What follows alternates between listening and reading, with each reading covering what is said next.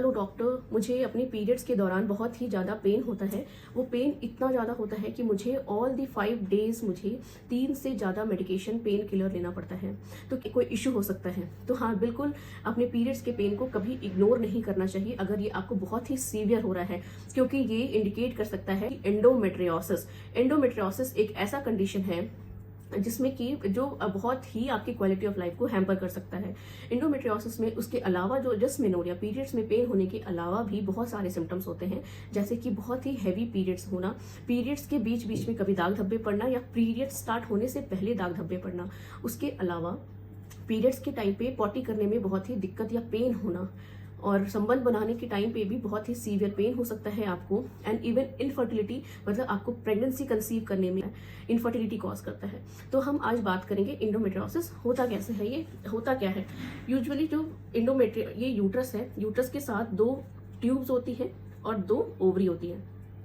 तो हमारे ब्रेन से हार्मोन निकलता है जो कि ओवरी पे एक्ट करता है। ओवरी से वो जो हार्मोन आता है वो इस यूट्रस के एंडोमेट्रियम पे काम करता है।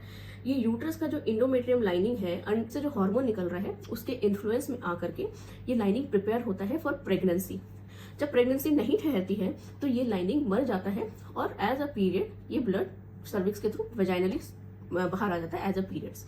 बहुत बार क्या होता है, जो ये एंडोमेट्रियल ग्लैंड्स जो होते हैं वो यूट्रस के अलावा बहुत बार ओवरीज में, यूट्रस के पीछे, और यूट्रस के पीछे रेक्टम होता है, उस पे यूट्रस के पीछे जो पेरिटोनियल मेम्ब्रेन होता है उस पे डिपॉजिट हो जाता है।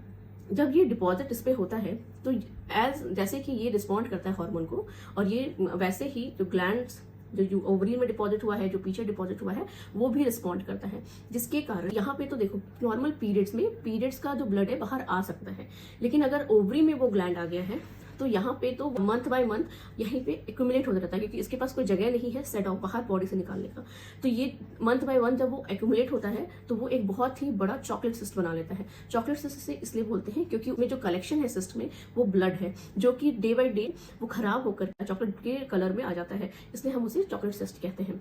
बहुत बार जब एंडोमेट्रियल ग्लैंड पीछे यूट्रस के पीछे डिपॉजिट जब होता है तो ये क्योंकि यहाँ से भी ब्लड शेड ऑफ नहीं हो सकता है तो वो वहीं इकट्ठा होता है, और बॉडी उसको हटाने के लिए एक इन्फ्लामेटरी प्रोसेस स्टार्ट करती है।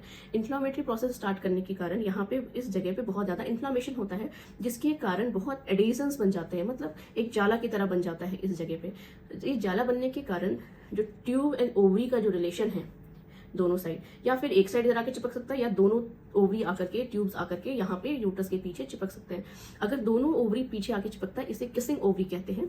बहुत बार ट्यूब्स भी यहाँ खराब हो सकती हैं, क्योंकि अगर ट्यूब्स पीछे आ गई तो ट्यूब्स मुड़ सकती है, किंक हो सकती है, ब्लॉक हो सकती है, जिसके कारण इसमें पानी भर सकता है, ट्यूब्स में पानी एक्यूमुलेट हो सकता है, जिसको हाइड्रोसैल्पिंग्स कहते हैं, और किंक हो जाएगा, ब्लॉक हो जाएगा, जिसके कारण इनफर्टिलिटी होता है। होता क्यों है, बहुत बार देखा गया है, मतलब ये एक थ्योरी है, क्योंकि अभी तक एग्जैक्ट कॉज पता नहीं चला है कि क्यों होता है। तो मेन जो कॉज है वो कि जो इंडोमेट्रियल सेल्स या इंडोमेट्रियल ग्लैंड जो यहाँ पे है पीरियड्स के दौरान जो बाहर आता है, बहुत बार ये ग्लैंड ट्यूब्स के थ्रू पीछे आकर के या ओवरीज में डिपॉजिट हो जाता है, जिसके कारण एंडोमेट्रियोसिस होने के चांसेस ज़्यादा होते हैं। दूसरा है जेनेटिक इशू। अगर आपके फर्स्ट जनरेशन या मदर सिबलिंग किसी को भी एंडोमेट्रियोसिस है तो आपको भी एंडोमेट्रियोसिस होने के चांसेस हो सकते हैं।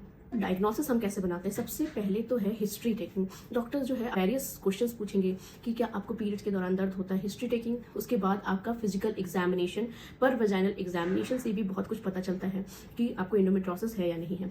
अल्ट्रासाउंड, थोड़ा सा यहाँ पे ये है कि अल्ट्रासाउंड से अनटिल अनलेस एक एंडोमेट्रियोमा नहीं बन रहा, चॉकलेट सिस्ट नहीं बन रहा, कोई ओवरी में सिस्ट बनेगा, तभी अल्ट्रासाउंड डिटेक्ट कर पाएगा कि आपको एंडोमेट्रियोसिस है या नहीं। लेकिन अगर आपको ओवेरियन सिस्ट नहीं है तो डिटेक्ट करना बहुत ही मुश्किल हो जाता है अल्ट्रासाउंड से। एमआरआई से कुछ हद तक हम डायग्नोसिस बना सकते हैं, लेकिन जो उसका गोल्ड स्टैंडर्ड ऑफ है डायग्नोसिस बनाने का है वो है लैप्रोस्कोपी। जब हम प्रोब, एक दूरबीन टेलीस्कोप, पेट से अंदर जाते हैं, पेट से अंदर जाकर के ओवरीज यूट्रस के पीछे अच्छे से हम अगर चेक करते हैं तो हमें पता चल सकता है कि वहाँ पे एंडोमेट्रियोटिक ग्लैंड है या नहीं है। और उसके अलावा वहाँ से जो ग्लैंड हमें अगर दिख रहा है तो उसका एक टुकड़ा सा लेकर के उसे हिस्टोपैथोलॉजी के लिए भेजना, और उसके रिपोर्ट में जो आता है, टुकड़े की जांच को जब हम भेजते हैं उसका जो रिपोर्ट आता है उससे पता चलता है। एक ब्लड टेस्ट है जो हम करते हैं जिसका नाम है CA-125, जो कि 35 से अगर ज़्यादा आता है तो हम इसको पॉजिटिव मानते हैं। पर ये इसके लिए इंडोमेट्रियोसिस के लिए बहुत ही स्पेसिफिक टेस्ट नहीं होता। मेंस्ट्रुएटिंग फीमेल्स में भी ये बढ़ावा आ सकता है। इंडोमेट्रियोसिस का जो मेन मैकेनिज्म है वो ईस्ट्रोजन डिपेंडेंट है और इन्फ्लामेशन के कारण हो रहा है। तो अगर कोई भी ऐसा ट्रीटमेंट जिससे कि हम ईस्ट्रोजन लेवल कम कर रहे हैं अपने बॉडी में या फिर इन्फ्लामेशन कम कर रहे हैं, तो हम अब इस डिजीज को कंट्रोल में रख सकते हैं। तो सबसे पहला जो ट्रीटमेंट है इसका वो है मेडिकल ट्रीटमेंट। मेडिकल ट्रीटमेंट में जो मोस्ट कॉमन सिम्टम्स होता है वो होता है डिस्मेनोरिया। डिस्मेनोरिया का मतलब पीरियड्स में दर्द। आप पेन किलर ले सकते हैं and as a form of NSAIDs. Contraceptives ले सकते हैं जिसमें कि लो डोज ऑफ ईस्ट्रोजन और प्रोजेस्टेरॉन होता है।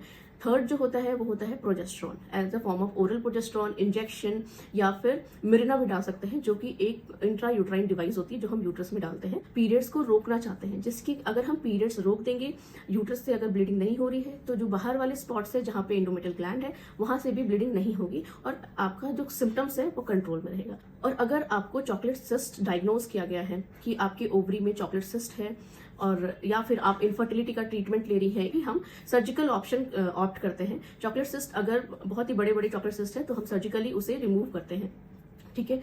और इनफर्टिलिटी के लिए हम अब जो इसका एनाटॉमी चेंज हो गया है, ट्यूब्स एंड ओवरी जो जाके पीछे चिपक गई है, उस एनाटॉमी को करेक्ट करने के लिए भी हम सर्जिकली अप्रोच करते हैं। कॉमनली जो सर्जरी परफॉर्म होता है इंडोमेट्रियोसिस के ट्रीटमेंट में वो होता है लैप्रोस्कोपिक सर्जरीज।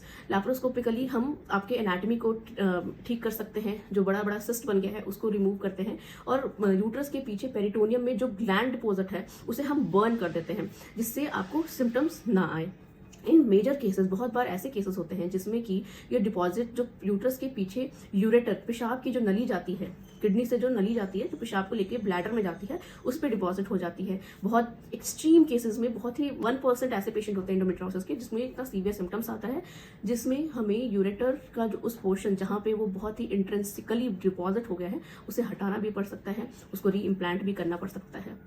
तो इंडोमेट्रियोसिस जो है एक ऐसी बीमारी है जो आपकी क्वालिटी ऑफ लाइफ को बहुत ही बुरी तरीके से हैम्पर करती है, ठीक है। तो हमें इसे इग्नोर नहीं करना चाहिए। हमें अपने डॉक्टर के पास जा करके इसके मल्टीपल वैरायटी ऑफ ट्रीटमेंट है वो डिस्कस करके आपके लिए जो राइट है उसको चूज करना चाहिए। कैन चेंजिंग और modifying diet prevent endometriosis or help in treating endometriosis reduces its symptoms or not? So any diet which contain low estrogen or help us in reducing estrogen in the body or reducing inflammation in the body will be beneficial for endometriosis.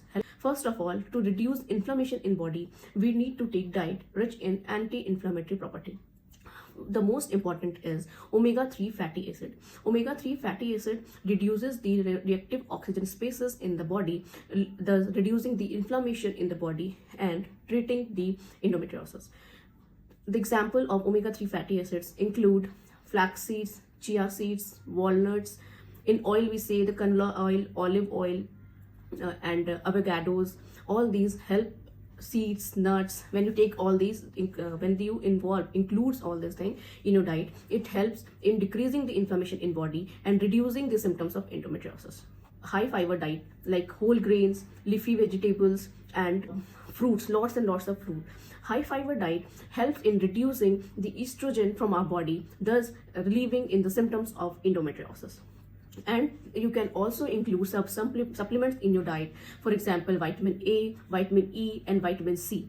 These three are have anti-inflammatory property and thus reducing the inflammation in the body and helping in relieving the symptoms of endometriosis. And also curcumin, हल्दी में curcumin की मात्रा ज़्यादा होता है तो उसको लेने, वो भी एंटी इन्फ्लामेटरी प्रॉपर्टी होती है और वो ईस्ट्रोजन का अमाउंट जो बॉडी में होता है वो कम कर देता है, ठीक है। उसके अलावा कोई भी ऐसी चीज़ जिसमें कि इन्फ्लामेटरी प्रॉपर्टी हो, जैसे कि ट्रांस फैट, कोई भी ऐसा खाना, छना भुना तला खाना जो भी होता है वो हमें नहीं खाना है। उसके अलावा बार बार तेल को जैसे यूज़ करके बाहर के जो पकौड़ी समोसे हैं ये नहीं खाना हमें।